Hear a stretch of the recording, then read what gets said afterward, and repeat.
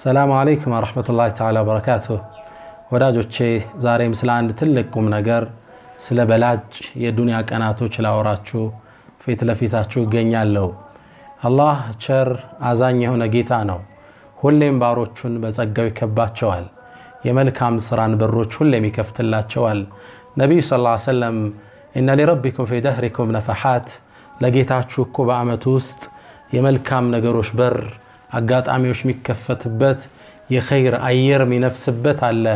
አላ አዋጅ ፈተዓረዱ ለሃ እናንተ እሷን ተገናኟት ተጠቀሙባት ይሉና ነብዩ መሐመድ ሰለላሁ ዐለይሂ ወሰለም።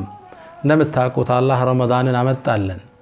ጾም ነው፣ ሌሊቱን ቆም ነው፣ ተሐጁድ ገባና አሽሩ ለዋኺረን ኢዕቲካፍ አሳለፍና ረመዳን አለቀ ስንል አላህ በእዝነቱ ደግሞ ሸዋል ውስጥ 6ቱን ቀን ሰጠን።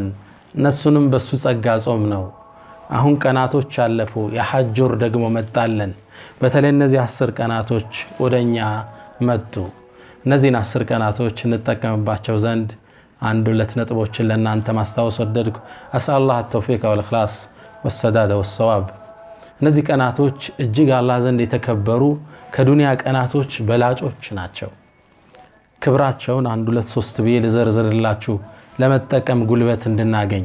አንደኛ እነዚህ 10 ቀናቶች በተከበረው ወር ውስጥ የሚገኙ ናቸው። አላህ ሰማይና መሬትን ሲፈጥር አመቱን በ12 ወር ከፍሎታል። እነ ዒደተ ሽሁር عند الله 12 شهرا في كتاب الله يوم خلق السماوات والأرض በ12 ከፍሏቸዋል። منها ከነዚህ ውስጥ ግን 4 حرم አራቱ የተከበሩ ናቸው። ذلك الدين القيم ይህም ቀጥተኛው ሃይማኖት ነው። فلا تظلموا فيهن انفسكم በእነዚህ 4 ወራቶች ውስጥ ነፍሶቻችሁን አትበድሉ ይላል። እንደሚታወቀው ነፍስን መበደል ሌላውን መበደል በየትኛውም ወር ክልክል ነው። إني حرمت الظلم على نفسي فلا تظالموا እኔ በደልን ከልክያለሁ ኮንኛለሁ አትበዳደሉ ይላል አላህ። በእነዚህ ወራቶች ደግሞ የበለጠ የጠበቀ ይሆናል። ታዲያ በዚህ በተከበረው ወር ውስጥ የሚገኙ ስለተከበሩ 10 ቀናቶች ነው ያወራችሁ ያለሁት። ሁለተኛ የነዚህ ቀናት ትልቅነት የሐጅ ወር ውስጥ መገኘታቸው ነው። الحج أشهر معلومات ሐጅ እንደሚታወቀው የተወሰነለት ወር ክፍል አለው። ከዚህ ወር ውስጥ እነዚህ 10 ቀናቶች ደግሞ የሐጅ አብዛኛው መልካም ስራዎች የሚተገበሩባቸው ናቸው። 8ኛው ሌሊት ላይ ሙዝደሊፋ እናድራለን። 9ኛው ቀን ለአረፋ ዱዓ ስናረግ ሐጃጆች ይውላሉ። የውሙ ነህር አለ፣ እርድ ያለው እዛው ነው። ጠጠር መወርወር ያለ እዛው ነው። ጸጉር መላጨቱ ያለው እዛው ነው። ሰደቃው ዱህያው ያለው እዛው ነው። በርካታ የሐጅ ተግባራት እነዚህ ቀናቶች ውስጥ አለ። በል የሐጅ ዋናው አንኳር አስኳል የውሙ አረፋ ከነዚህ 10 ቀናቶች ውስጥ የተካተተ ነው። የአንድ ሙስሊም የእድሜ ልክ ግዴታ የእስልምናን 5ኛ ምሰሶ የሚያቆምበት ሐጅ የሚባለው የሚተገበሩት በእነዚህ ወራቶች ውስጥ በእነዚህ ቀናቶች ውስጥ መሆኑ የቀናቶችን ትልቅነት ይጠቁመናል።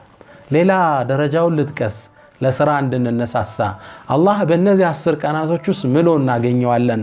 ወልፈጅር ወለያልን ዓሽር ወሸፍዒ ወልወትር አላህ በ10ሩ ሌሊት እምላለው። እነዚህ 10ሮቹን ኢብኑ አባስ ምን ይላሉ? አያሙል ዓሽር ምን ذልሕጃ የذል ሕጃ 10 ቀናቶች ናቸው ይሉናል። ወሸፍዒ የውሙ ነህር ነው። ወልወትሪ ደግሞ የውሙ ዓረፋ ዱዓ ላይ ሐጃጆች የሚያሳልፉበት አላህ በትልቅ ነገር እንጂ አይምልም። የቀናቶቹ ታላቅነት እየታየን ነው። ታዲያ እኛም በእነዚህ ቀናቶች ውስጥ በዒባዳ መጠንከር ይኖርብናል። ሰለላሁ ዐለይሂ ወሰለም ወባረከ ዐላ ነቢይና መሐመድ።